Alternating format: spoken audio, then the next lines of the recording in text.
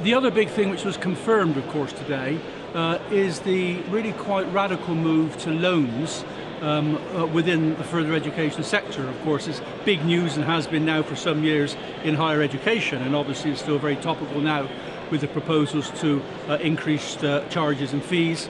But the concept of actually making loans available whereby individuals have to pay their own fees if they're 24, 25 and above, that is really quite radical.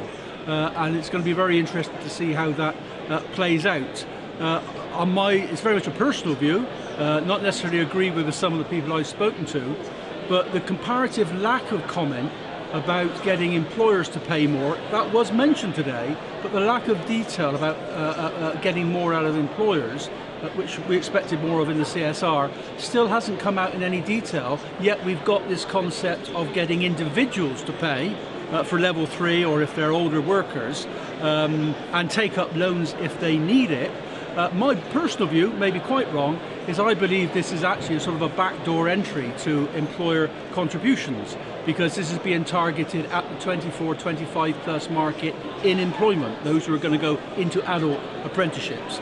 And I'm pretty sure that most employers, if they're prepared to sanction and support their workers to develop themselves and their skills, I think a lot of those employers are going to say, we'll pay your fee. Now, because they do that an awful lot in higher education now, sandwich courses have never disappeared. They're still alive and kicking, people don't realise it. And of course, in those situations, you'll find the employer pays the higher education, always have paid the higher education fee and paid a wage as well. Not a bad way of getting a degree. I have a sneaking suspicion that we're going to see loans for employed workers being, in part, if not in whole, picked up by employers. And it's an interesting way perhaps of getting employers to pay without taking them on directly. At the end of the day, I suspect the Treasury don't mind who actually pays the cheque. We wait and see, could be very wrong.